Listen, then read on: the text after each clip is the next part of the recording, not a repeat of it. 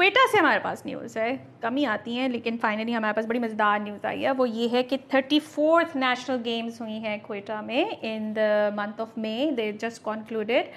और उन गेम्स के अंदर जो है, what I loved about it, typically हमारा जो गेम सर्कल है ना बस इधर ही ख़त्म हो जाता है। क्रिकेट, हॉकी हो गई, ठीक है, फुटबॉल हो गया। They had not only had hockey and football, there was volleyball, there was softball, ठीक है।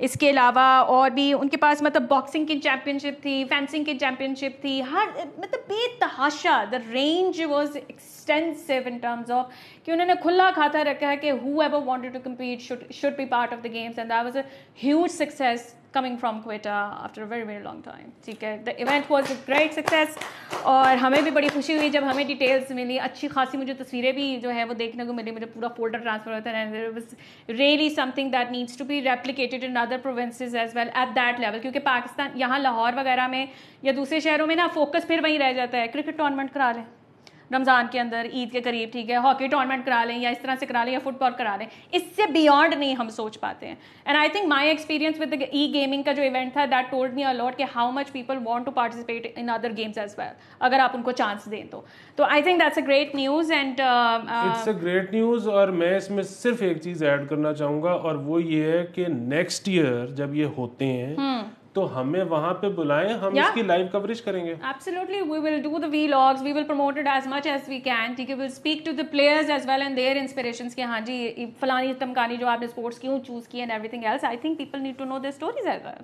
ठीक है।